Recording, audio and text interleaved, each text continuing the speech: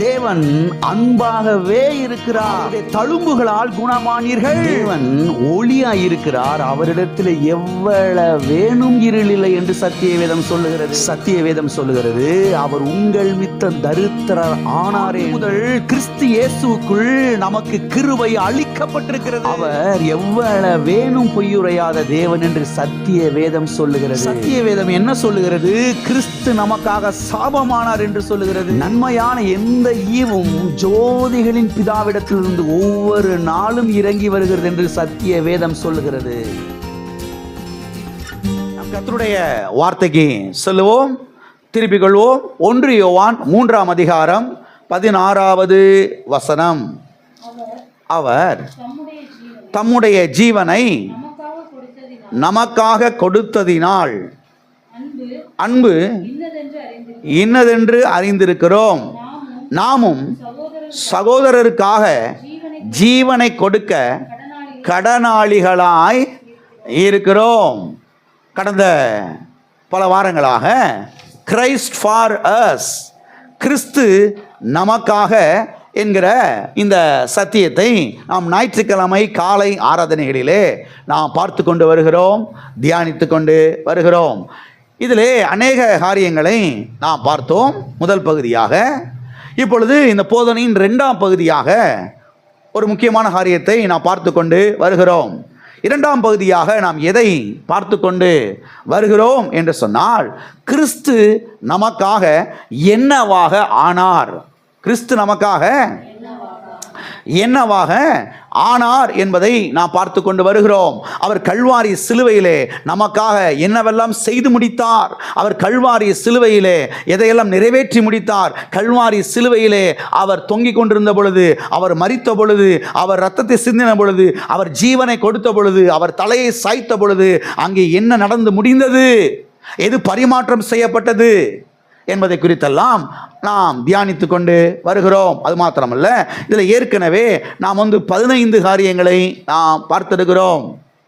கடந்த வாரத்திலே 15வது காரியத்தை குறித்து நாம் பார்த்தோம். அது என்ன? கிறிஸ்து நமக்காக தம்மை தாமே ஒப்பு கொடுத்தார். கிறிஸ்து நமக்காக தம்மை தாமே ஒப்பு கொடுத்தார். பழுதற்ற பலியாக ஒப்பு கொடுத்தார். நம்மை மகிமை உள்ள சபையாக நிறுத்துவதற்காக அவர் தம்மை தாமே ஒப்பு கொடுத்தார் என்பதை குறித்தெல்லாம் நாம் ஆழமாக தெளிவாய் நாம் பார்த்தோம். அவர் தம்மைத்தாமே ஒப்பு கொடுக்கவில்லை என்றால் இன்றைக்கு நமக்கு மீட்பு என்ன செய்திருக்காது, உண்டாயிருக்காது. இன்றைக்கு நமக்கு வாழ்வு உண்டாயிருக்காது என்பதை குறித்தெல்லாம் நாம் தெளிவாக பார்த்தோம். நம்மை சுத்திகரிப்பதற்காக அவர் தம்மைத்தாமே அவர் ஒப்பு கொடுத்தார். மீட்கும் பொருளை கொடுப்பதற்காக தம்மைத்தாமே அவர் ஒப்பு கொடுத்தார் என்பதை குறித்து நாம் பார்த்தோம். மீட்கும் பொருள் என்ன? அவருடைய இரத்தம். அப்போ அதை கொடுப்பதற்காகத்தான் அவர் தம்மைத்தாமே ஒப்பு கொடுத்தார் என்பதை குறித்து நாம் பார்த்தோம்.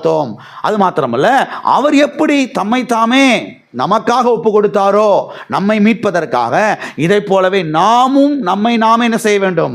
கர்த்தருக்கு ஒப்பு கொடுக்க வேண்டும். நம்முடைய சரீரத்தை, நம்முடைய சரீரத்தின் அவயவங்களை அவருக்கு ஒப்பு கொடுக்க வேண்டும். பரிசுத்தமாய் வாழ்வதற்கு, தூய்மையாய் வாழ்வதற்கு, உண்மையாய் வாழ்வதற்கு, யோக்கியமாய் வாழ்வதற்கு, நாணயமாய் வாழ்வதற்கு, அவருக்கு பிரியமாய் வாழ்வதற்கு நம்முடைய சரீரத்தையும் சரீரத்தின் அவயவங்களையும் அவருக்கு ஒப்பு கொடுக்க வேண்டும் என்பதை குறித்து நாம் கடந்த வாரத்திலே பார்த்து தியானித்தோம். அது மாத்திரமல்ல, இதை தொடர்ந்து இன்றைக்கு பாருங்க 16வது காரியத்தை குறித்து நாம் பார்க்க போகிறோம். இன்றைக்கு 16வது காரியமாக நாம் எதை பார்க்க போகிறோம் என்று சொன்னால், கிறிஸ்து நமக்காக ஜீவனை கொடுத்தார் என்பதை நாம் பார்க்க போகிறோம். கிறிஸ்து நமக்காக தம்முடைய ஜீவனையே கொடுத்தார். ஆமென். எல்லாரும் கரங்களை வைத்து சொல்லுவோம், கிறிஸ்து எனக்காக தம்முடைய ஜீவனையே கொடுத்தார். ஆமென்.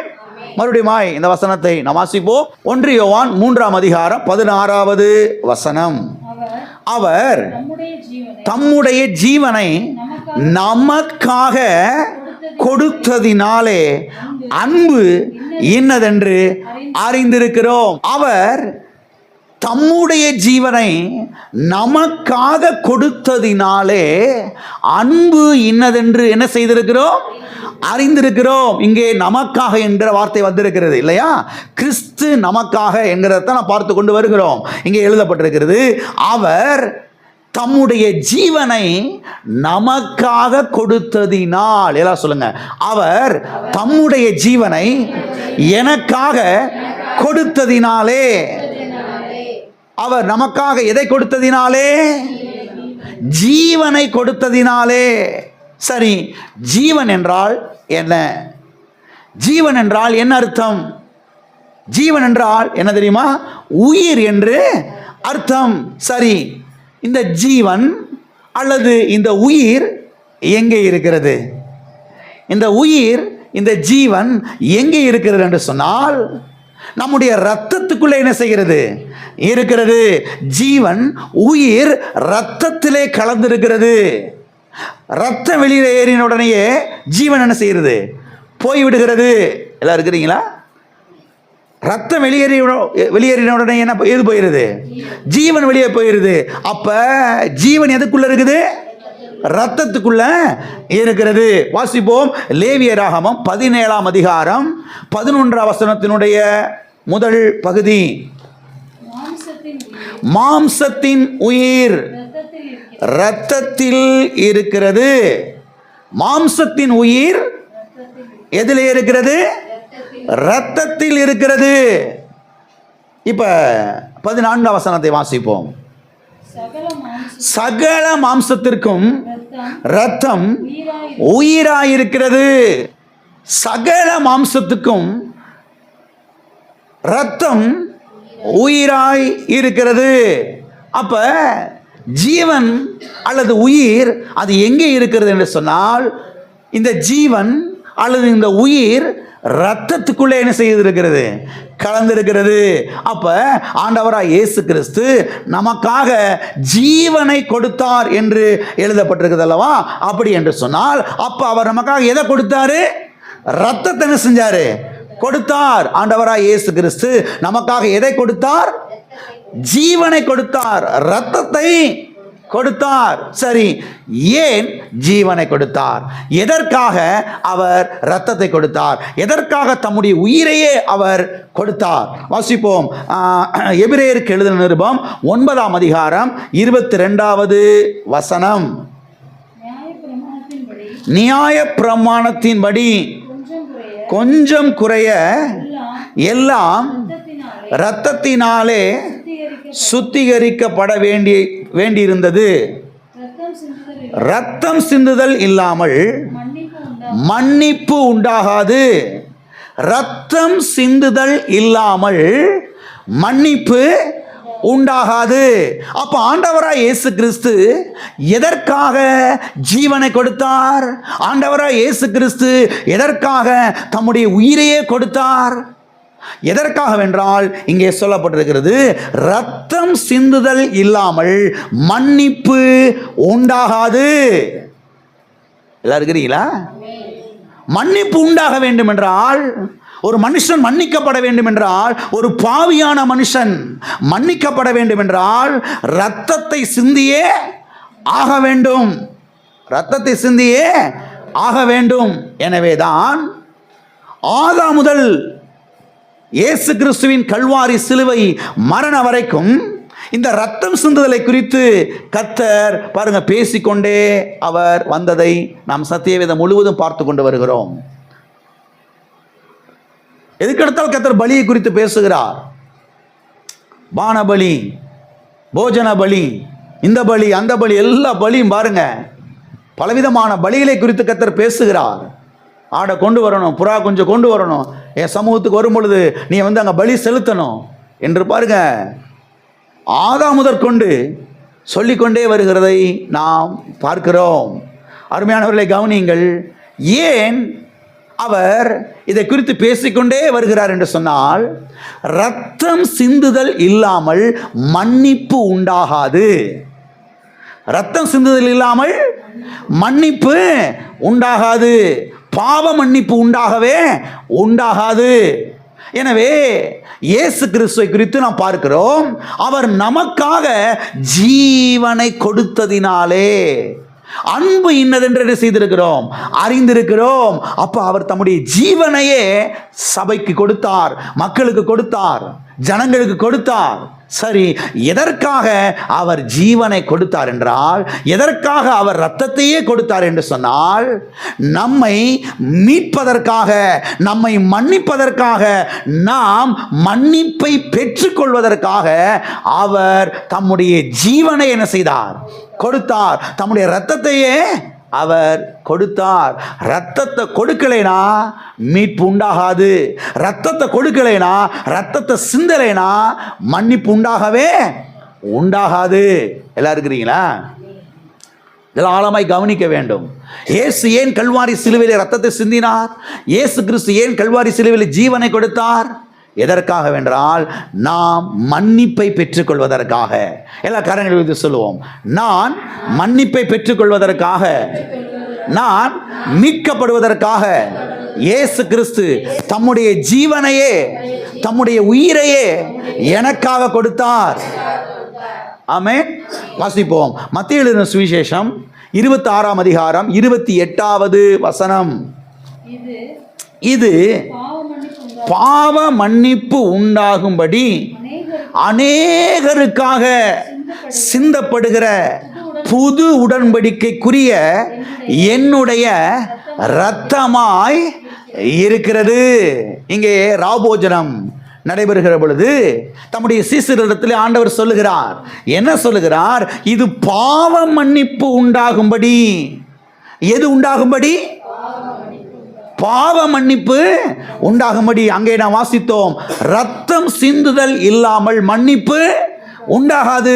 இங்கே ஆண்டவர் சொல்லுகிறார், இது பாவ மன்னிப்பு உண்டாகும்படி அநேகருக்காக சிந்தப்படுகிற புது உடன்படிக்கையின் இரத்தமாயிருக்கிறது, என்னுடைய இரத்தமாயிருக்கிறது என்று சொல்லுகிறதை நாம் பார்க்கிறோம். அப்ப இயேசு கிறிஸ்து எதற்காக இரத்தத்தை சிந்தினார்? எதற்காக அவர் இரத்தத்தை அவர் கொடுத்தார்? எதற்காக அவர் இரத்தத்தை சிந்த வேண்டும்? அவர் எதற்காக ஜீவனை கொடுத்தார்? அவர் எதற்காக ஜீவனை கொடுக்க வேண்டும்? பாவ மன்னிப்பு உண்டாகும்படி, மன்னிப்பு உண்டாகும்படி, மக்களுக்கு மன்னிப்பு உண்டாகும்படி, மக்களை மீட்கும்படி அவர் ஜீவனை என்ன செய்தார்? கொடுத்தார். இங்கே நாம் பார்க்கிறோம், அவர் நமக்காக ஜீவனை கொடுத்தார். இங்கே நாம் பார்க்கிறோம், அநேகருக்காக சிந்தப்படுகிற என்னுடைய இரத்தமாயிருக்கிறது. அநேகருக்காக, எல்லா ஜனங்களுக்காகவும். அப்ப ஆண்டவராய் இயேசு கிறிஸ்து முழு மனுக்குலத்துக்காக அவர் ஜீவனை கொடுத்தார். முழு மனுக்குலத்துக்காக அவர் இரத்தத்தை சிந்தினார். கடைசி சொட்டு இரத்தத்தை சிந்தினார். எதற்காக? மக்கள் இந்த இரத்தத்தை விசுவாசிக்கும் பொழுது அவர்கள் மன்னிப்பை பெற்றுக்கொள்வதற்காக, அவர்கள் மீட்கப்படுவதற்காக, அவர்கள் வாழ்வடைவதற்காக இரத்தத்தை சிந்தினார். ஆகவே இன்றைக்கு மக்கள் மன்னிக்கப்பட வேண்டும் என்றால், அவருடைய பாவங்கள் மன்னிக்கப்பட வேண்டும் என்றால், இயேசு கிறிஸ்துவின் இரத்தத்தின் மேலே விசுவாசிக்க வேண்டும். இயேசு கிறிஸ்துவின் இரத்தம் பாவமில்லாத இரத்தம், பரிசுத்தமான இரத்தம், தூய்மையான இரத்தம். இன்றைக்கு மனுஷன் பாவத்திலிருந்து மீட்கப்படணும், பாவ மன்னிப்பை பெற்றுக்கொள்ள வேண்டும் என்றால், பாருங்க, இயேசு கிறிஸ்துவின் இரத்தத்தை அவன் விசுவாசிக்க வேண்டும். இயேசு கிறிஸ்து சொன்னார், இது உங்களுக்காக சிந்தப்படுகிற என்னுடைய இரத்தமாயிருக்கிறது. ஆமென். ஆகவே பாருங்க, இன்னைக்கு மனுஷன் பாவத்தை பாருங்க போக்குவதற்காக பலவிதமான பயணங்களை மேற்கொள்ளுகிறதை இன்றைக்கு நான் பார்க்கிறோம். பலவிதமான காரியங்களை அவன் செய்கிறதை இன்றைக்கு நாம் பார்க்கிறோம். ஆடு மாடுகளை பலியிடுகிறதை நாம் பார்க்கிறோம். கோழியும் சேவலையும் கிடாவையும் புறா குஞ்சுகளையும் பலியிடுகிறதை நாம் பார்க்கிறோம். பன்றிகளை அரித்து பலியிடுகிறதை நாம் பார்க்கிறோம். என்னத்தை பலியிட்டாலும் மனுஷனுக்கு மன்னிப்பு உண்டாகவே உண்டாகாது, பாவத்திலிருந்து விடுதலை உண்டாகாது. ஒரு மனுஷன் இயேசு கிறிஸ்துவை விசுவாசிக்கும் பொழுது, இயேசு கிறிஸ்துவின் இரத்தத்தின் மேலே விசுவாசம் வைக்கும் பொழுது, இயேசு கிறிஸ்துவின் இரத்தத்தை அவன் கவனிக்கும் பொழுது, அதன் மேலே விசுவாசத்தை வைக்கும் பொழுது, அதன் மேலே நம்பிக்கை வைக்கும் பொழுது, அவனுடைய முழு பாவம் என்ன செய்யப்படுகிறது? மன்னிக்கப்படுகிறது. ஆகவே ஆண்டவராய் இயேசு கிறிஸ்துவை ஏற்றுக்கொள்ளாதவர்கள் ஆண்டவராய் இயேசு கிறிஸ்துவை ஏற்றுக்கொள்ள வேண்டும். எதற்காக? உங்களுடைய பாவம் மன்னிக்கப்படுவதற்காக, உங்களுடைய பாவங்கள் கழுவப்படுவதற்காக, உங்களுடைய பாவத்திலிருந்து நீங்கள் மீட்கப்படுவதற்காக, நீங்கள் வாழ்வடைவதற்காக ஆண்டவராய் இயேசு கிறிஸ்துவை விசுவாசிக்க வேண்டும். அவர் கல்வாரி சிலுவையிலே சிந்தின இரத்தத்தை நீங்கள் விசுவாசிக்க வேண்டும். ஆகவே ஆண்டவராய் இயேசு கிறிஸ்துவை ஏற்றுக்கொள்ளாதவர்கள் ஆண்டவராய் இயேசு கிறிஸ்துவை ஏற்றுக்கொள்ளுங்கள். ஹல்லேலூயா, ஆமென். அநேகருக்காக சிந்தப்படுகிற என்னுடைய இரத்தமாய் இருக்கிறது. ஆகவே கிறிஸ்து நமக்காக ஜீவனை கொடுத்தார். கிறிஸ்து நமக்காக ஜீவனை கொடுத்தார். வாசிப்போம் அப்போஸ்தலர் நடபடிகள் 13ஆம் அதிகாரம் 38வது வசனம். ஆதலால் சகோதரரே, இவர் மூலமாய் உங்களுக்கு பாவ மன்னிப்பு உண்டாகிறது என்று அறிவிக்கப்படுகிறது. உலகம் முழுவதும் போய் அறிவிக்கப்படுகிறது இந்த செய்தி. எந்த செய்தி? இயேசு கிறிஸ்துவின் மூலமாய் தான் பாவம் என்ன செய்யப்படுகிறது? மன்னிக்கப்படுகிறது. வேற எந்த விதத்திலையும் மனுஷனுடைய பாவம் என்ன செய்யப்படாது? மன்னிக்கப்படாது. தான தர்மங்களை செய்யறதுனால, நற்கிரியைகளை செய்யறதுனால பாவம் என்ன செய்யாது? மன்னிக்கப்படாது. இயேசு கிறிஸ்துவை விசுவாசிக்கும் பொழுது, அவருடைய இரத்தத்தை விசுவாசிக்கும் பொழுது மனுஷனுடைய பாவம் மன்னிக்கப்படுகிறது. இயேசு கிறிஸ்துவின் ரத்தம் பாவமில்லாத ரத்தம், பரிசுத்தமான ரத்தம். இயேசு கிறிஸ்து அவர் நமக்காக ரத்தத்தை சிந்தினார். மனுஷனுக்காக, மக்களுக்காக ரத்தத்தை சிந்தினார். எதற்காக? மக்களுடைய பாவங்கள் மன்னிக்கப்படுவதற்காக. ஆகையால் தான் ஒரு தனிப்பட்ட மனுஷன் இயேசு கிறிஸ்துவை விசுவாசிக்க வேண்டும். இயேசு கிறிஸ்துவின் ரத்தத்தை விசுவாசிக்க வேண்டும். இயேசு கிறிஸ்துவின் ரத்தத்தின் மேலே கண்களை பதிக்க வேண்டும்.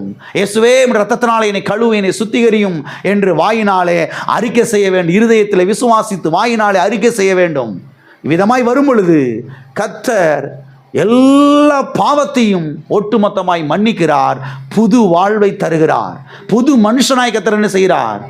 மாற்றுகிறார். ஆமென்.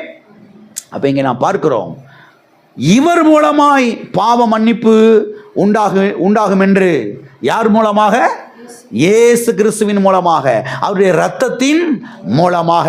வாசிப்போம் எபேசியர் 1ஆம் அதிகாரம் 7வது வசனம். அவருடைய கிருபையின் ஐஸ்வரியத்தின்படியே இவருடைய இரத்தத்தினாலே பாவ மன்னிப்பாகிய மீட்பு இவருக்குள் நமக்கு உண்டாயிருக்கிறது. தெளிவாய் சொல்லப்பட்டிருக்கிறது பாருங்க. இவருடைய இரத்தத்தினாலே, இயேசு கிறிஸ்துவின் இரத்தத்தினாலே பாவ மன்னிப்பாகிய மீட்பு இவருக்குள், அதாவது இயேசு கிறிஸ்துவுக்குள் நமக்கு என்ன செய்திருக்கிறது? உண்டாயிருக்கிறது. இயேசு கிறிஸ்துவின் இரத்தத்தினாலே, இயேசு கிறிஸ்துவுக்குள் நமக்கு பாவ மன்னிப்பாகிய மீட்பு என்ன செய்திருக்கிறது? உண்டாயிருக்கிறது. அப்ப பாவம் மன்னிக்கப்பட வேண்டுமா? பாவத்திலிருந்து மீட்கப்பட வேண்டுமா?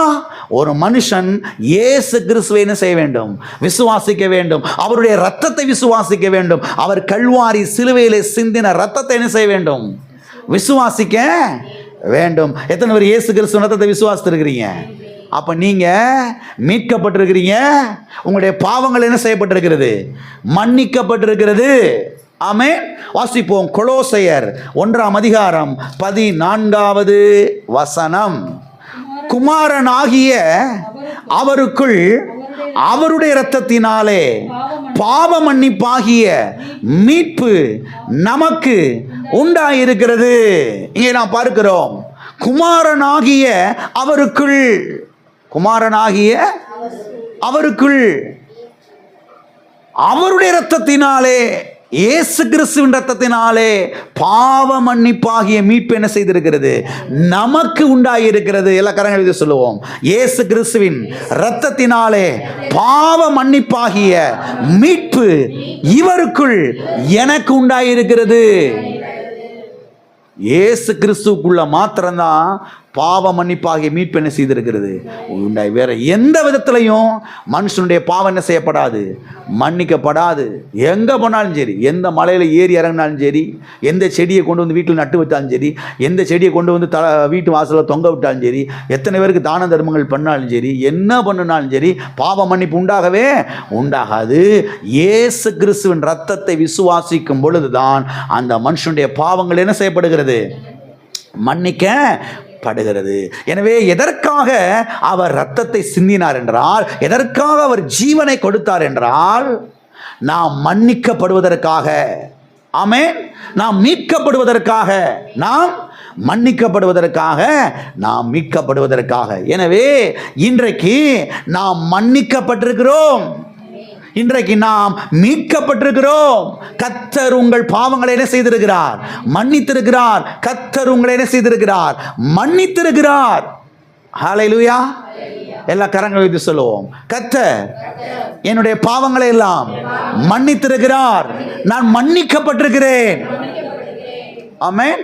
பக்கத்தில் கைப்பிடி சொல்லுங்க, நீங்க மன்னிக்கப்பட்டிருக்கிறீங்க. கர்த்தர் உங்கள் பாவங்களை மன்னித்திருக்கிறார். மன்னிச்சிருக்கிறாரா, மன்னிக்கலையா? இந்த நிச்சயம் இருக்குதா? சிலருக்கு இந்த நிச்சயம் இல்லை, சிலருக்கு இல்லை. அநேக கிறிஸ்தவர்களுக்கு இந்த நிச்சயமே இல்லை. பாவ மன்னிப்பு நிச்சயம் இல்லவே இல்லை. பாவ மன்னிப்பு நிச்சயம் முதலாவது ஒரு கிறிஸ்தவ விசுவாசிக்கு உண்டாக வேண்டும். பாவ மன்னிப்பு நிச்சயம் ஒரு கிறிஸ்தவ விசுவாசிக்கு முதலாவது உண்டாக வேண்டும்.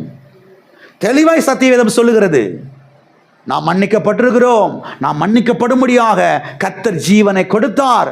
இது உங்களுக்காக சிந்தப்படுகிற என்னுடைய இரத்தமாயிருக்கிறது. உங்களுக்காக என் ஜீவனை நான் கொடுக்கிறேன். எல்லாம் இருக்கிறீங்களா? இவருக்குள், குமாரனாகி இவருக்குள் பாவ மன்னிப்பாகிய மீட்பு நமக்கு என்ன செய்திருக்கிறது, உண்டாகி இருக்கிறது. இனிமேல் உண்டாகும். என்னைக்கு ஒரு நாள், இரண்டாம் வருகையில் அப்படி சொல்லலை. பாவ மன்னிப்பாகிய மீட்பு இவருக்குள் நமக்கு என்ன செய்திருக்கிறது, உண்டாகி இருக்கிறது. நாம் மன்னிக்கப்பட்டிருக்கிறோம். நாம் என்ன செய்யப்பட்டிருக்கிறோம்? இப்போ இந்த நிச்சயத்துக்குள்ள எல்லாரும் என்ன செய்யணும், வரணும். எதுக்குள்ள வரணும்? இந்த நிச்சயத்துக்குள்ள வரணும். அருமையானவர்களை கவனியுங்கள். பாவ மன்னிப்பு நிச்சயம் இல்லாம, எது இல்லாம, பாவ மன்னிப்பு நிச்சயம் இல்லாம தைரியமா போய் நீங்கள் ஜெபித்து பதிலை பெற்றுக்கொள்ள முடியாது. திட்டமாய் தெரிந்து கொள்ளுங்கள். அநேகரால போய் தேவ சமூகத்தில் தைரியம் நிற்க முடியல. அநேகர் போய் ஆண்டவர்கிட்ட போய் தைரியமா ஜெபிக்க முடியல. அநேகர் போய் ஆண்டவர்கிட்ட போய் தைரியமா கேட்க முடியல. ஏன் தெரியுமா? பாவ மன்னிப்பு நிச்சயம் இவங்களுக்கு என்ன செய்யல, உண்டாகல. எது உண்டாகல? பாவ மன்னிப்பு நிச்சயம் இவங்களுக்கு என்ன செய்யல, உண்டாகல. அதனால ஜெபிக்கிறதுக்கே தயங்குறாங்க, தேவ பிரசன்னத்துக்கு போறதுக்கே தயங்குறாங்க. கர்த்தர் அடிச்சிருவாரோ, நொறுக்கிடுவாரோ, நம்மளை மண்டைய கண்டையை பழந்துருவாரோ, என்ன ஆகுமோ ஏதாகுமோன்னு சொல்லி பயந்து வேர்த்து விறுவிறுத்து வடவடத்து போயிடுறாங்க. ஏன்னா இவங்களுக்கு என்ன இல்லை? நல்லா கவனிங்க. கர்த்தர் இவங்க பாவத்தில் மன்னிக்கவே இல்லை அப்படிலாம் சொல்லலை. கர்த்தர் இவங்க பாவத்தில் மன்னிச்சிட்டாரு. கர்த்தர் எல்லாத்தையும் கழுவி எடுத்துட்டாரு. இவங்க பாவம் மன்னிக்கப்பட்டிருக்குது. ஆனால் அந்த உறுதி யாருக்குள்ள வரல, இவங்களுக்குள்ள வரல. அதனால இவங்க ஜெபிக்கிறதுக்கு என்ன செய்யறாங்க, தயங்குறாங்க. தேவ பிரசன்னத்துக்கு போறதுக்கே தயங்குறாங்க. அருமையான தேவனுடைய பிள்ளைகளை கவனியுங்கள். நீங்கள் என்றைக்கு இயேசு கிறிஸ்துவின் மேலே விசுவாசம் வைத்தீர்களோ, இயேசு கிறிஸ்துவின் ரத்தத்தின் மேலே என்றைக்கு நீங்கள் விசுவாசம் வைத்தீர்களோ, இயேசுவே நீர் என் ஆண்டவர் என்றைக்கு நீங்கள் அழைத்தீர்களோ, கர்த்தாவே உம்முடைய ரத்தத்தினாலே என்னை கழுவும், என்னை சுத்திகரியும், உம்முடைய பிள்ளையா என்னை மாற்றும் என்று என்றைக்கு ஜெபத்தை ஏறெடுத்தீர்களோ, அன்றைக்கே கர்த்தர் உங்களுடைய ஒட்டுமொத்த பாவத்தை என்ன செய்து விட்டார், மன்னித்து விட்டார், நீக்கி விட்டார். நீங்கள் மன்னிக்கப்பட்டிருக்கிறீர்கள். இப்போ இந்த உறுதி உள்ள என்ன செய்யணும், வரணும். இந்த உறுதியோட நீங்கள் போய் என்ன செய்ய முடியும், ஜெபிக்க முடியும். இந்த உறுதி இல்லைன்னா நீங்கள் என்ன செய்ய முடியாது, போய் ஜெபிக்க முடியாது. அநேக கிறிஸ்தவர்கள் சர்ச்சுக்கு வர்றதை ஏன் அவாய்ட் பண்ணுறாங்கன்னா, பைபிள் வாசிக்கிறதை ஏன் அவாய்ட் பண்ணுறாங்களா, ஏன் தேவ பிரசன்னத்தில் போய் நின்று ஜெபிக்கிறத அவாய்ட் பண்ணுறாங்களா? அவங்களுக்கு என்ன நிச்சயம் இல்லை, பாவ மன்னிப்பு நிச்சயம் இல்லை. ஏன் இல்லை? சபையில் போதிக்கிறது இல்லை. நீ பாவி பாவி பாவி பாவி, இன்னும் நீ சரியா கழுவப்படலை, நீ இன்னும் சரியா சுத்தமாகலை, நீ கழுவப்படாத மீன், உன் ஜெபமெல்லாம் பரலோகத்துக்கு போகாது, அந்த கூரையே தாண்டாது, இப்படியே சபையில் அடித்து அடித்து அடித்து சொல்லி கொடுத்தா அவனுக்கு எப்படி பாவ மன்னிப்பு நிச்சயம் வரும்? கடவுள் இன்னும் நம்மளை சரியாக மன்னிக்கல போல, இன்னும் கொஞ்சம் இருக்குது போல, கர்த்தர் விட்டு வச்சிருக்கிறாரு போல, இன்னும் என்னைக்கு மன்னிப்பாரோ இப்படின்ற தயக்கத்திலே என்ன செஞ்சுக்கிட்டு இருப்பான், வாழ்ந்துக்கிட்டு இருப்பான். அருமையான தேவனுடைய பிள்ளைகளை கவனியுங்கள். என்றைக்கு நீங்கள் இயேசு கிறிஸ்துவை ஆண்டவராக ஏற்றுக்கொண்டீர்களோ அன்றைக்கே கர்த்தர் உங்களுடைய ஒட்டுமொத்த பாவத்தை மன்னித்து விட்டார். ஆமென். அதை நீங்க கவனிக்கணும். பாவ மன்னிப்பாகிய மீட்பு உண்டாகி இருக்கிறது, இனிமேல் உண்டாகும் அப்படிலாம் சொல்லலை. பாவ மன்னிப்பாகிய மீட்பு என்ன செய்திருக்கிறது, உண்டாகி இருக்கிறது. அப்போ கர்த்தர் உங்களுடைய பாவத்தெல்லாம் மன்னிச்சிட்டாரு. அந்த நிச்சயம் உள்ள வரணும். அந்த நிச்சயம் வந்தால் தான் தைரியமாக தேவ பிரசன்னத்துக்கு போக முடியும், போய் ஜெபிக்க முடியும், ஜெபித்து பதில் என்ன செய்ய முடியும், பெற்றுக்கொள்ள முடியும். இல்லைன்னா நீங்கள் தேவ சமூகத்துக்கும் போக முடியாது, சபைக்கும் வர முடியாது, பைபிள் என்ன செய்ய முடியாது, வாசிக்க முடியாது. தொட்டா கிட்ட கர்த்தர் அடிச்சு கிடிச்சு போட்டுருவாருன்ற நடுக்கம் தான் இருக்கும். ஆகவே இங்கே இருக்கிற ஒவ்வொருவரும் சத்தியத்தை குறித்து ஒரு தெளிவுள்ளவர்களாக இருக்க வேண்டும். ஆமென். ஆகவே ஒன்று, பாவ மன்னிப்பு நிச்சயம் இல்லாமல் தைரியமாய் போய் நீங்கள் ஜெபித்து பதிலை பெற்றுக்கொள்ள முடியாது. ரெண்டாவதாக, தைரியமாக நீங்கள் தேவ பிரசன்னத்துக்கு போய் ஜெபிக்க செய்ய முடியாது, அங்கே போய் தங்கி வாழ முடியாது. மூன்றாவதாக, விசுவாசம் வேலை செய்யாது. எது வேலை செய்யாது? பாவ மன்னிப்பு நிச்சயம் இல்லைன்னா எது வேலை செய்யாது? எது வேலை செய்யாது? விசுவாசம் வேலை செய்யாது. இதெல்லாம் நீங்கள் ஆழமாய் கவனிக்கணும். அநேகர் ஏன் விசுவாசிக்க முடியல, ஏன் விசுவாசத்தை செயல்படுத்த முடியல, ஏன் விசுவாசத்தில் கால் எடுத்து வைக்க முடியல, ஏன் விசுவாசிக்க தயங்குறாங்க அப்படின்னா உள்ள என்ன இல்லை, பாவ மன்னிப்பு நிச்சயம் இல்லை. கர்த்தர் மன்னிச்சிட்டாரா, மன்னிக்கலையா, கர்த்தர் கொஞ்சத்தை மன்னிச்சிருக்கிறாரா, இல்லை எல்லாத்தையும் மன்னிச்சிட்டாரா, ஒருவேளை ரெண்டாவது வருகையில் மன்னிப்பாரோ, ஒருவேளை கர்த்தர் கொஞ்சம் விட்டு வச்சிருக்கிறாரோ, இப்படின்ற சந்தேகமெல்லாம் அவங்களுக்கு இருக்கிறதுனால தான் எது வேலை செய்ய மாட்டேங்குது, எது வேலை செய்ய மாட்டேங்குது? விசுவாசம் வேலை செய்ய மாட்டேங்குது. ஆகவே உங்கள் ஜெபத்துக்கு பதில் வரணும்னா, நீங்கள் தைரியமாக ஜெபிக்கணும்னா, தேவ பிரசன்னத்துக்கு தைரியமாக போகணும்னா, விசுவாசம் வேலை செய்யணும்னா, பாவ மன்னிப்பு நிச்சயம் என்ன செய்யணும், உங்களுக்கு உண்டாயிருக்க வேண்டும். எத்தனை பேருக்கு பாவ மன்னிப்பு நிச்சயம் உண்டாயிருக்கிறது? அருமையானவர்களை கவனியுங்கள். நீங்கள் என்றைக்கு இயேசு கிறிஸ்துவை ஆண்டவராக ஏற்றுக்கொண்டீர்களோ அன்றைக்கு இயேசு கிறிஸ்து தம்முடைய இரத்தத்தினாலே உங்களுடைய ஒட்டுமொத்த பாவத்தை என்ன செய்து விட்டார், மன்னித்து விட்டார், கழுவி எடுத்து விட்டார். நீங்கள் புது சிருஷ்டியாக என்ன செய்கிறீர்கள், இருக்கிறீர்கள். பழையவைகள் என்ன செய்தன, எல்லாம் ஒளிந்து போயின, எல்லாம் புதிதாயின. பழையவைகள் எல்லாம் ஒளிந்து போயின. பழசு கொஞ்சம் ஒளிஞ்சு போச்சு, கொஞ்சம் அப்படியே இருக்குது. அப்படி சத்தியவேதம் போதிக்கல. பழையவைகள் எல்லாம் ஒளிந்து போயின, பழைய எல்லா பாவம் ஒளிந்து போயின, எல்லாம் புதிதாயின. வாசிப்போம் 2 கொரிந்தியர் 5ஆம் அதிகாரம் 17வது வசனம். இப்படி இருக்க ஒருவன் கிறிஸ்துவுக்குள் இருந்தால் புது சிருஷ்டியாயிருக்கிறான், பழையவைகள் ஒளிந்து போயின, எல்லாம் புதிதாயின. ஒருவன் கிறிஸ்துவுக்குள் இருந்தால் அவன் பழைய பாவியாயிருக்கிறான். அப்படி போட்டிருக்குதா? ஒருவன் கிறிஸ்துவுக்குள் இருந்தால் பழைய பாவியாயிருக்கிறான்.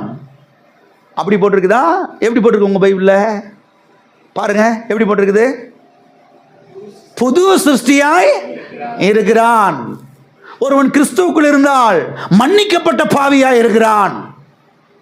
அப்படி போட்டிருக்குதா? நான் மன்னிக்கப்பட்ட பாவி ஐயா. சாட்சி சொல்ல விட்டுறக்கூடாது. யாரையுமே சாட்சி சொல்ல மட்டும் என்ன செஞ்சிடக்கூடாது, விட்டுறக்கூடாது. இங்கே நின்றுக்கிட்டு நான் மன்னிக்கப்பட்ட பாவி. என்ன பாவி? ஏப்பா, ஒன்று பாவியாக இருக்கணும், இல்லை மன்னிக்கப்பட்டவனாக இருக்கணும். 2 கட்டான என்ன செய்யக்கூடாது, இருக்கக்கூடாது. இல்லை இருக்கிறீங்களா, போயிட்டீங்களா? ஒன்று மன்னிக்கப்பட்டவனாக இருக்கணும், இல்லைன்னா பாவியாக இருக்கணும்.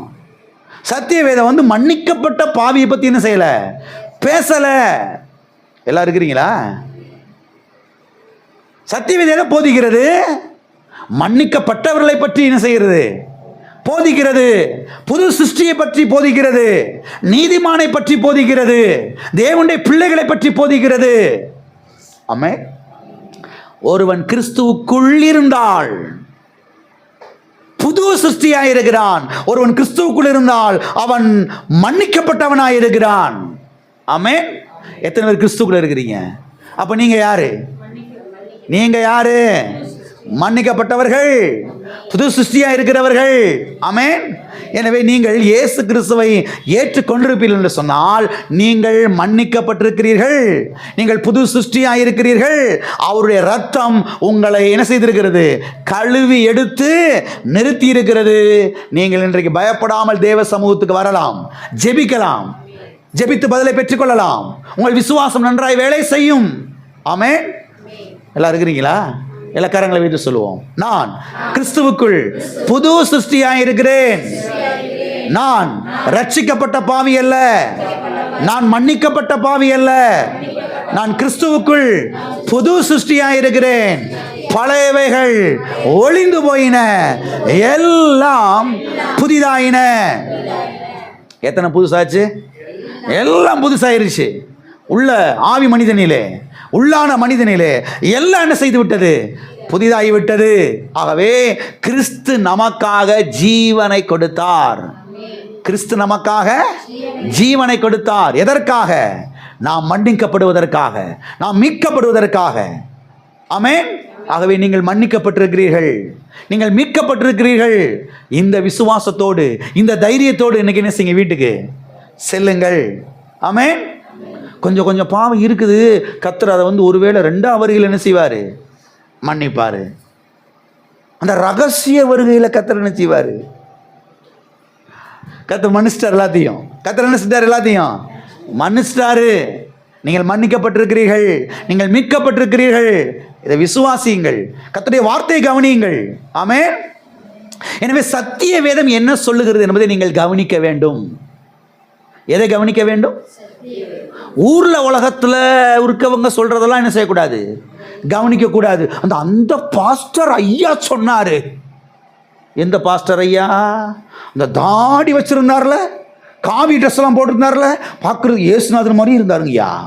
அப்படியே நம்பிட்டேன். என்ன செஞ்சுட்டேன்?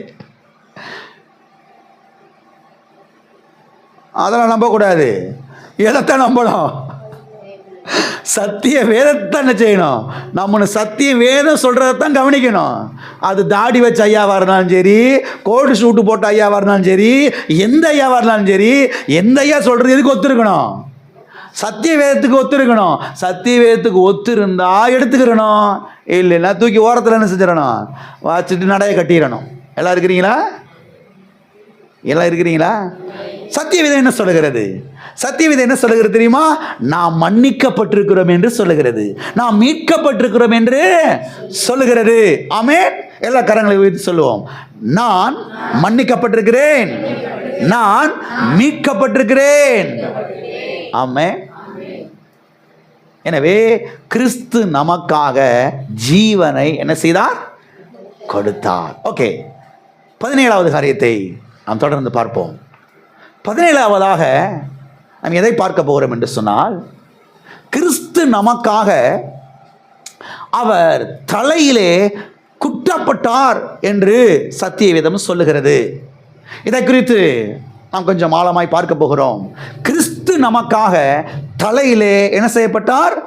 குட்டப்பட்டார். வாசிப்போம். மத்தேயு எழுதின சுவிசேஷம் 26ஆம் அதிகாரம் 67வது வசனம். அப்பொழுது அவருடைய முகத்தில் துப்பி அவரை குட்டினார்கள், சிலர் அவரை கன்னத்தில் அறைந்து. இங்கே நாம் பார்க்கிறோம், அவரை குட்டினார்கள். அவர் என்ன செய்தார்கள்? குட்டினார்கள். அவரை தலையில் என்ன செய்தார்கள்? கொட்டினார்கள் என்று நாம் பார்க்கிறோம். சரி, அவர் எதற்காக தலையிலே குட்டப்பட்டார்? இதைத்தான் நாம் தெளிவாய் பார்க்க போகிறோம். அருமையானவர்களை கவனியுங்கள். அவர் எதற்காக தலையிலே கொட்டப்பட்டார் தெரியுமா? நம்முடைய தலைப்பகுதி சுகமடைவதற்காக, நம்முடைய மூளை பகுதி அது நன்றாய் வேலை செய்வதற்காக அவர் தலையில் என்ன செய்யப்பட்டார்? குட்டப்பட்டார். சிலர் சொல்றாங்க, மூளை ஒழுங்கா வேலை செய்ய மாட்டேங்குதியா, எல்லாம் மறந்து போயிடுது, நவு சக்தியே வரமாட்டேங்குது, என்ன படித்தாலும் மனதில் என்ன செய்ய மாட்டேங்குது, தங்கவே மாட்டேங்குது. எல்லாத்தையும் மறந்துடுறேன், எந்த பொருளை எங்கே வச்சுன்னு எனக்கே தெரிய மாட்டேங்குது. இப்போ தான் என்னமோ நான் அவங்கள்ட்ட சொல்லிக்கிட்டு இருந்தேன், அதுக்குள்ளே என்ன செஞ்சுட்டேன், மறந்துட்டேன். எல்லாம் என்ன செஞ்சிரு, மனதை விட்டு போயிடுது. இங்கே நான் பார்க்கிறோம், இயேசு கிறிஸ்து நமக்காக அவர் தலையிலே குட்டப்பட்டார். எதற்காக? நம்முடைய தலைப்பகுதி சுகமடைவதற்காக, நம்முடைய மூளைப்பகுதி சுகமடைவதற்காக, நம்முடைய தலையில் இருக்கக்கூடிய எல்லா மூளை நரம்புகள் அது எல்லாம் நன்றாய் வேலை செய்வதற்காக, அது சுகமடைவதற்காக. ஆமென். அதற்காக இயேசு கிறிஸ்து அவர் தலையிலே எல்லா குட்டுகளை அவர் வாங்கினார், மனமுகுந்து என்பதை நாம் சத்திய வேதத்திலே பார்க்கிறோம். சொல்றாங்க, இன்னைக்கு மூளையில் டாட் விழுந்துருச்சு, பிளாக் ஆயிருச்சு, மூளைக்கு போகிற நரம்பு கட் ஆயிருச்சு, அங்கே ரத்தம் உறைஞ்சிருச்சு, அதனால கைகள் என்ன செய்யலை, வேலை செய்யலை, வரலை, வாயெல்லாம் வேலை செய்யலை அப்படின்னு சொல்கிறாங்க. அருமையான தேவனுடைய பிள்ளைகளை கவனியுங்கள். இயேசு கிறிஸ்து உங்களுக்காக கல்வாரி சிலுவையிலே அவர் தலையிலே குட்டப்பட்டார். கல்வாரி சிலுவைக்கு போவதற்கு முன்பதாக போர்ச்சேவர்களாலே பலமாய் அவர் குட்டப்பட்டார் என்பதை நீங்கள் சத்தியவேதத்திலே கவனிக்க வேண்டும். மனதிலே பாதிக்கப்பட்டிருக்கிறவர்கள், தலைப்பகுதியிலே பாதிக்கப்பட்டிருக்கிறவர்கள், இதை ஆழமாய் கவனியுங்கள், இதை மனதை ஆழமாய் வைத்து தியானியுங்கள். கர்த்தாவே, அன்றை கல்வாரி சிலுவையிலே நீர் எல்லா அடிகளை வாங்கினீர். சிலுவைக்கு போவதற்கு முன்பதாக தலையிலே நீர் குற்றப்பட்டீர் ஆண்டவரே. இன்றைய மூளை நரம்புகள் நன்றாய் வேலை செய்வதற்காக, இன்றைக்கு நான் சுகமாயிருப்பதற்காக, ஆமென், நான் நன்றாயிருப்பதற்காக நீர் எல்லா கொட்டுகளை வாங்கினீரே கர்த்தாவே. எல்லா கொட்டுகளை நீர் ஏற்றுக்கொண்டீரே ஆண்டவரே. எல்லா கொட்டுகளை மனமுந்து வாங்கினீரே கர்த்தாவே. அதுக்காக நன்றி என்று நன்றி செலுத்தும் பொழுது ஆட்டோமேட்டிக்கா பாருங்க, மூளை நரம்புகள் நன்றாக என்ன செய்ய ஆரம்பிக்கிறது, வேலை செய்ய ஆரம்பிக்கிறது. பிளட் நல்லா சர்க்குலேஷன் ஆக ஆரம்பிக்கிறது. மறுபடியும் நினைவுகள் வர ஆரம்பிக்கிறது. நல்ல நவு சக்திகள் உண்டாக ஆரம்பிக்கிறது. ஆமென். ஆகவே படிக்கிற பிள்ளைகள் அதை ஆழமாய் கவனிக்க வேண்டும். என்ன படித்தாலும் மைண்டில் தங்க மாட்டேங்குது, எல்லாம் மறந்து போயிடுது. நல்லா தான் படிச்சுட்டு போகிறேன், கடைசியில் பார்த்தா எக்ஸாமில் ஃபெயில் ஆயிடுறேன், மார்க் எடுக்க முடியல. பிள்ளைகள் ஆழமாய் கவனியுங்கள். இயேசு கிறிஸ்து உங்களுக்காக கல்வாரி சிலுவையிலே குட்டப்பட்டார், கொட்டுகளை வாங்கினார். நீங்கள் நன்றாக இருப்பதற்காக, நீங்கள் சுகமடைவதற்காக, குறிப்பாய் உங்களுடைய மூளை பகுதி அது நன்றாய் வேலை செய்வதற்காக. ஆமென். போர் சேவர்கள், யூத மக்கள் பாருங்க, அங்கே இயேசு கிறிஸ்துவினுடைய தலையிலே கொட்டுகிறார்கள். நான் கேட்குறேன், போர் சேவகர்கள், இந்த யூதர்கள், இவங்க எல்லாரும் சாதாரணமாக கொட்டியிருப்பாங்க நினைக்கிறீங்களா? தலையில் மண்டையே பழக்கிற மாதிரி என்ன செஞ்சுருப்பாங்க, கொட்டியிருப்பாங்க. அப்படித்தானே? பாருங்கள், நான் 4th ஸ்டாண்டர்ட் படிச்சுக்கிட்டு இருந்தேன். அப்போ எங்களுக்கு ஒரு டீச்சர் இருந்தாங்க, இங்கிலீஷ் டீச்சரு. ஆள் பாருங்க பயங்கரமாக இருப்பாங்க. பக்கத்தில் போகிறதுக்கு எல்லாரும் பயப்படுவாங்க. தப்பு பண்ணுனா குச்சி வச்சுலாம் அடிக்க மாட்டாங்க, வெளியிலலாம் போகன்னு சொல்ல மாட்டாங்க. தலையில் ஓங்கி ஒரு கொட்டு வைப்பாங்க பாருங்க, அரை மணி நேரத்துக்கு கண்ணு திறக்க முடியாது. எனக்கு இன்னமும் இருக்குது அப்படியே மைண்டில். கொட்டு வச்சாங்கன்னா அரை மணி நேரத்துக்கு கண்ணு திறக்க முடியாது, மயங்கி கீழே விழுந்துட வேண்டிதான். அந்த மாதிரி கொட்டுவாங்க பாருங்க. ஒரு பெண்ணாகி இவங்க கொட்டுனாவே இப்படி இருக்கும்னா, அதுக்குன்னு பயிற்சி பெற்ற போர் சேவகர்கள் ரோமர்கள் எப்படி கொட்டியிருப்பாங்க பாருங்க. இயேசு கிறிஸ்துடைய தலையை சும்மா தடவி கொடுத்துருப்பாங்க நினைக்கிறீங்களா? இதெல்லாம் வாசிக்கும் போகும்போது இயேசு கிறிஸ்து தலையில் கொட்டினார்கள் என்பதை வாசிட்டு அப்படி கடந்து போயிடுறோம். இதெல்லாம் ஆழமாய் கவனிக்கிறதே கிடையாது. அருமையான தேவனுடைய பிள்ளைகளை கவனியுங்கள். இயேசு கிறிஸ்து பல கொட்டுகளை தலையில் என்ன செய்தார், வாங்கினார். மனமுகுந்து அதை அவர் ஏற்றுக்கொண்டார். அத்தனையும் நமக்காக, கிறிஸ்து நமக்காக என்பதை நீங்கள் புரிந்து கொள்ள வேண்டும். கிறிஸ்து நமக்காக, அருமையான தேவனுடைய பிள்ளைகளே, நமக்காக எல்லாவற்றை அவர் செய்து முடித்திருக்கிறார் கல்வாரி சிலுவையிலே. ஆகவே தேவனுடைய பிள்ளைகள் பள்ளி படிப்பை மேற்கொண்டு கொண்டிருக்கிறவர்கள், கல்லூரி படிப்பை மேற்கொண்டு கொண்டிருக்கிறவர்கள் ஆழமாய் கவனியுங்கள். ஒருவேளை மூளை பகுதி பாதிக்கப்பட்டிருக்கிறது, ஆழமாய் கவனியுங்கள். இயேசுவே, எனக்காக நீர் இவ்வளவு கொட்டுகளை வாங்கியிருப்பேன் என்று சொன்னார். என்னுடைய தலைப்பகுதி சுகமாயிருப்பதற்காக இவ்வளவு அடிகளை நீர் வாங்கியிருப்பேன் என்று சொன்னால், இன்றைக்கு நான் சுகத்தோடு, பலத்தோடு, ஆரோக்கியத்தோடு இருப்பதுதான் உங்களுடைய பரிபூரண சித்த ஆண்டவரே. கர்த்தாவே, இன்றைக்கு நான் சுகமாக இருக்க போகிறேன், ஆரோக்கியமாக இருக்க போகிறேன் ஆண்டவரே. மூளை குழம்பி போய் பைத்தியம் முடிச்சு தெருவில் தெரிய வேண்டிய அவசியம் கிடையாது. ஆமென். நல்ல ஆரோக்கியமாக, சொஸ்த புத்தியோடு, நல்ல நினைவுகளோடு நான் இருப்பதான் உம்முடைய பரிபூரண சித்த ஆண்டவரே. ஆமென். எல்லாம் தேவனுடைய பிள்ளைகள் ஆழமாய் விசுவாசியுங்கள். எத்தனை பேர் விசுவாசிக்கிறீங்க? ஆமென். அது மாத்திரமல்ல, ஆண்டவராய் இயேசு கிறிஸ்து எதற்காக தலையிலே அவர் குட்டப்பட்டார் என்று சொன்னால், நம்முடைய தலையிலே நாம் செய்த பாவங்களுக்காக அவர் தலையில் என்ன செய்யப்பட்டார்? குட்டப்பட்டார். அவர் தலையிலே குட்டப்பட்டார். பாருங்க, மனது பாவம் செய்ய இழுக்கிறது, கண்கள் பாவம் செய்ய இழுக்கிறது, மூக்கு நுகருகிறது, இழுக்குது. பாருங்க, காரியத்தை செய்யறதுக்கு. எல்லாம் இருக்கிறீங்களா? நம்முடைய தலையில் நாம் செய்த பாவங்களுக்காக அவர் என்ன செய்யப்பட்டார்? தலையிலே குட்டப்பட்டார். எனவே இயேசு கிறிஸ்துவின் மேலே விசுவாசம் வைக்கிற நாம் இன்றைக்கு தண்டிக்கப்பட வேண்டிய அவசியம் இல்லை. ஆமென். நம்முடைய மீறுதல்கள் நிமித்தம் இயேசு காயப்பட்டு, நம்முடைய அக்கிரமங்கள் நிமித்தம் இயேசு நொறுக்கப்பட்டார். நமக்கு சமாதானத்தை உண்டு பண்ணும் தண்டனை, ஆக்கினை இயேசுவின் மேல் வந்தது. இயேசுவின் தழும்புகளால் நாம் குணமாகிறோம். புதிய ஏற்பாட்டிலே சொல்லப்பட்டிருக்கிறது, இயேசுவின் தழும்புகளால் குணமானீர்கள். ஆகவே இன்றைக்கு நாம் தண்டிக்கப்பட வேண்டிய அவசியம் இல்லை. இன்றைக்கு நாம் சுகத்தோடு, பலத்தோடு, ஆரோக்கியத்தோடு, சமாதானத்தோடு இன்றைக்கு நாம் வாழலாம். ஆமென். இந்த கண்களினால் எவ்வளவு நான் பாவம் செஞ்சிருக்கிறேன், இந்த காதுகளினால் எவ்வளவு நான் பாவம் செஞ்சிருக்கிறேன் என்று சிலர் பாருங்க இருக்கலாம். உங்களை நீங்களே வருத்திக் கொள்ள வேண்டிய அவசியம் கிடையாது. இயேசு கிறிஸ்து பாவ மன்னிப்பு நிச்சயத்தை தருகிறார், பரிபூர்ண விடுதலை தருகிறார். இயேசு கிறிஸ்து உங்களுக்காக தலையில் எல்லா கொட்டுகளையும் ஏற்றுக்கொண்டார், மனமுகுந்து, வாலண்டியராக. ஆகவே இயேசு கிறிஸ்துவை நீங்கள் விசுவாசிப்பீர் என்று சொன்னால், இந்த இயேசு கிறிஸ்து பரிபூரண சுகத்தை, பலத்தை உங்களுக்கு தருவார். எல்லா பாவத்தை என்ன செய்வார்? உங்களுக்கு மன்னிப்பார். நீங்கள் தண்டிக்கப்பட வேண்டிய அவசியம் கிடையவே கிடையாது. இயேசு உங்களுக்காக தண்டிக்கப்பட்டிருக்கிறார்.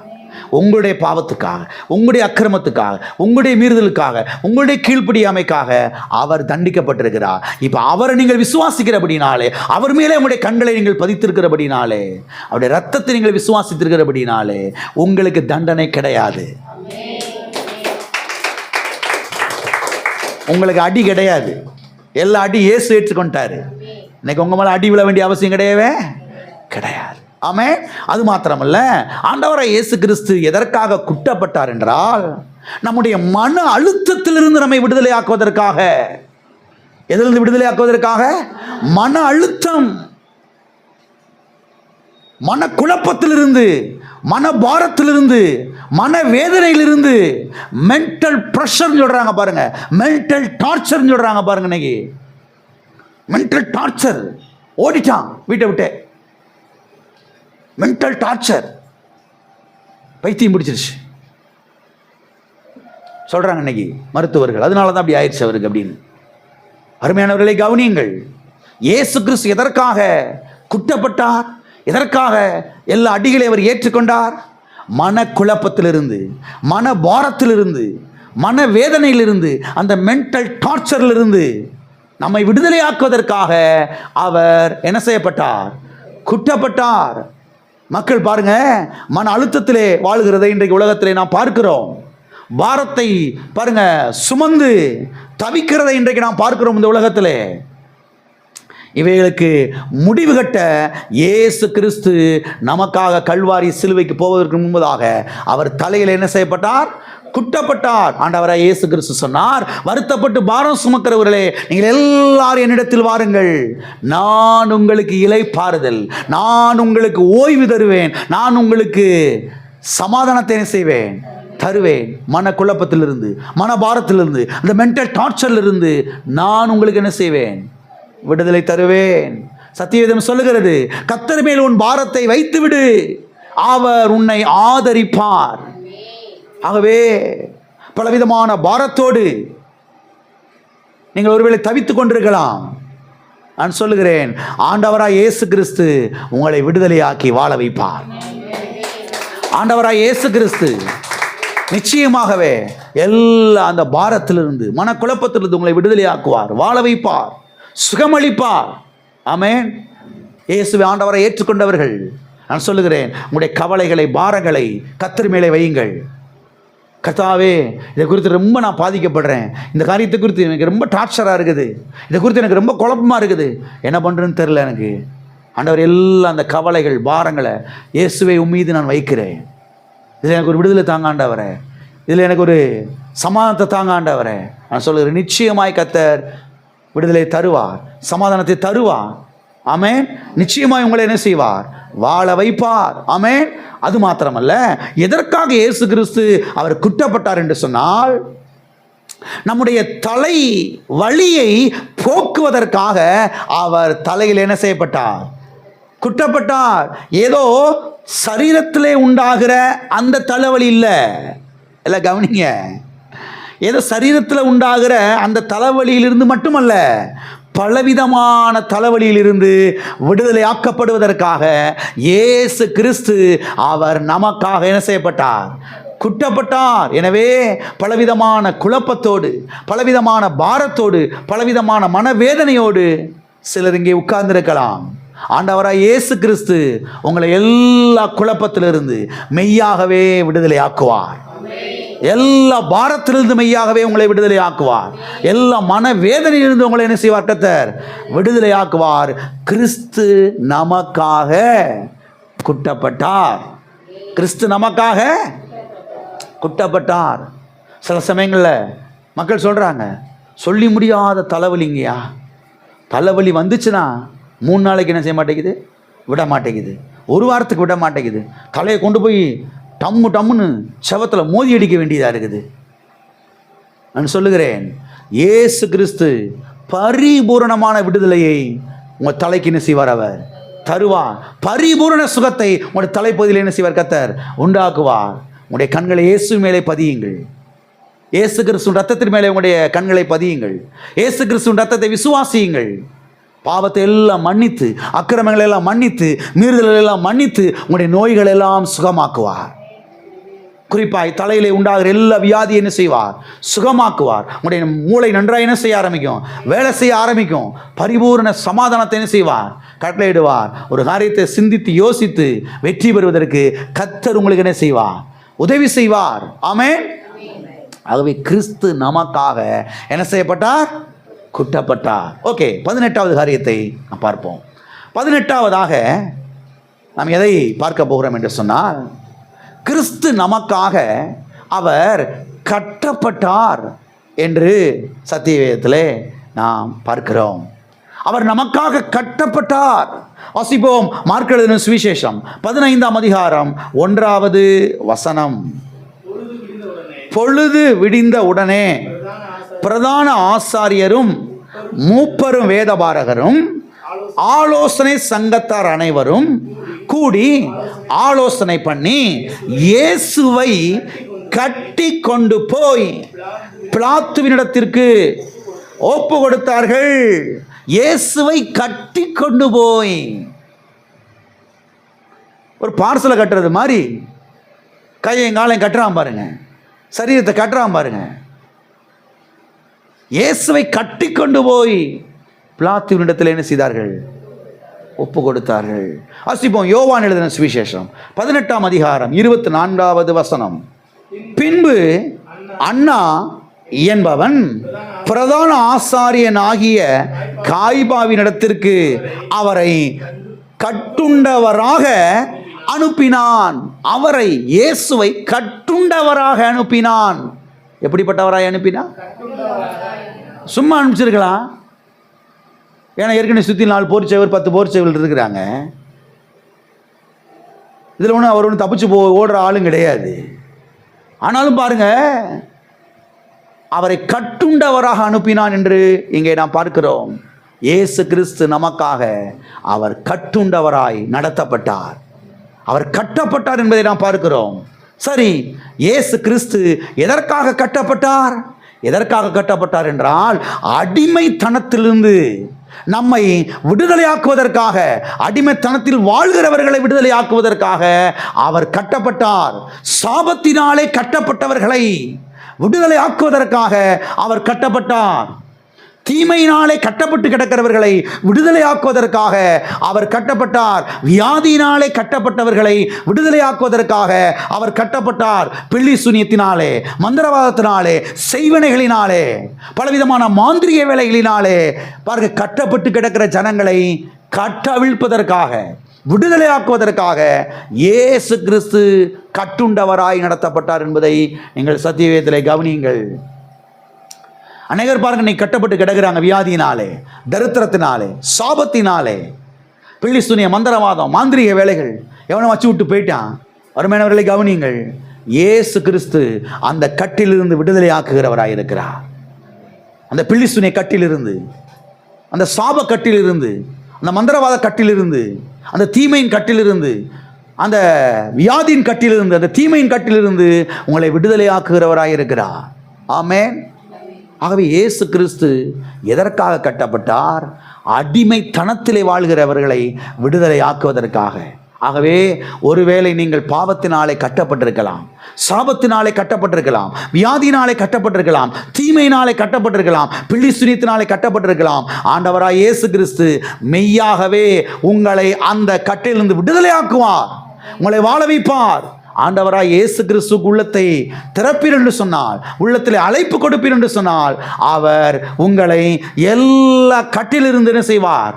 விடுதலையாக்குவார். இயேசு கிறிஸ்து நமக்காக கட்டப்பட்டார். இயேசு கிறிஸ்துவின் அன்பை எண்ணி பாருங்கள். நமக்காக ஜீவனையை கொடுத்தார். பாவ மன்னிப்பு உண்டாகும்படியாக, நாம் மீட்கப்படும்படியாக அவர் தலையிலே குட்டப்பட்டார்.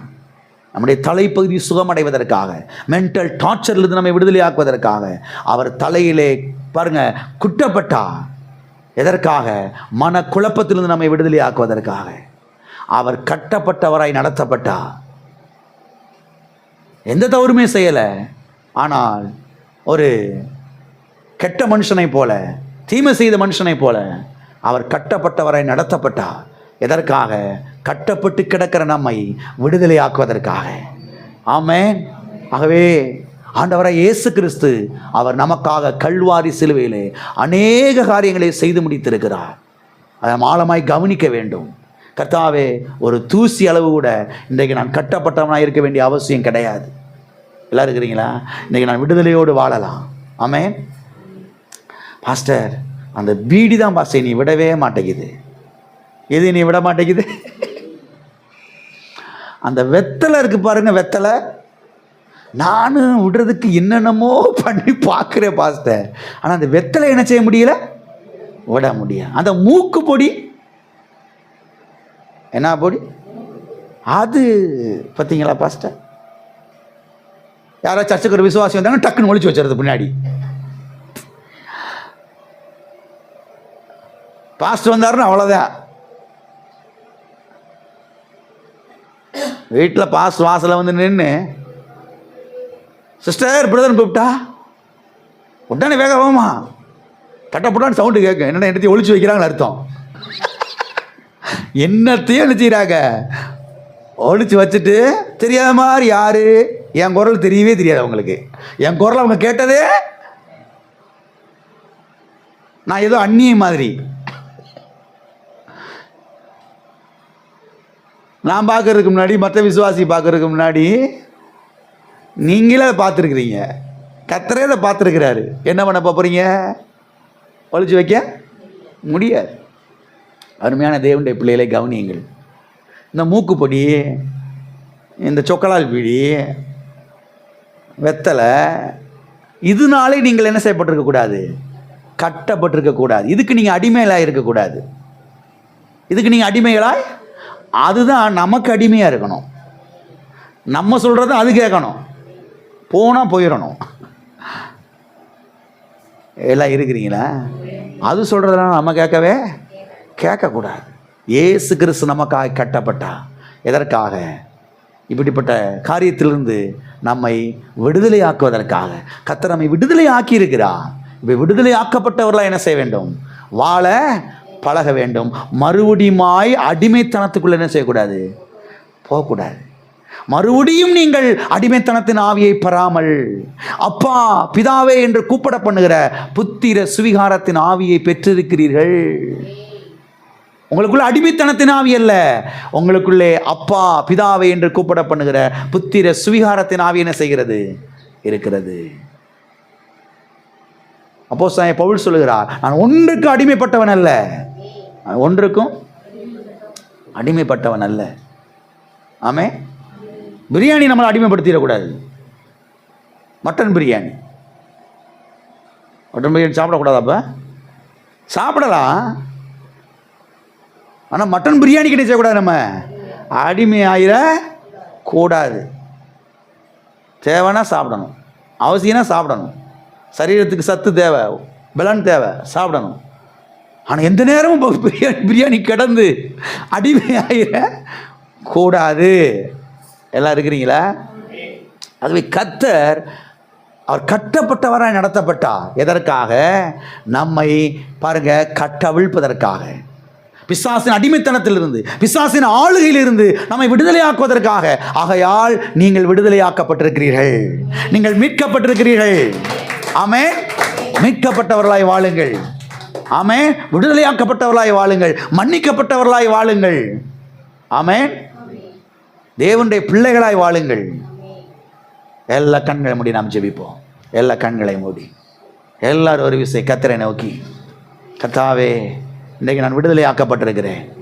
எதற்கு நான் அடிமை அல்ல இயேசுவே, உமக்கு மாத்திரம் தான் அடிமை. அன்பின் அடிமை, அன்பின் அடிமை ஆண்டவரே. ஓ தேவனே, ஸ்தோத்திர ஆண்டவரே. இந்த உலகத்தில் இருக்கிற எந்த செடியோ கொடியோ மரமோ எதுவோ என்னை அடிமைப்படுத்த முடியாது. செடியிலிருந்து தான், கொடியிலிருந்து தான் வெத்தலை வருது, மூக்குப்பொடி வருது, சிகரெட்டு வருது, பீடி வருது. பொருட்கள் எல்லாம் பார்த்தீங்கன்னா மரம் செடி கொடியிலிருந்து தான் வருது. இதெல்லாம் எனக்கு கீழே, இதுக்கு கீழே நான் கிடையாது.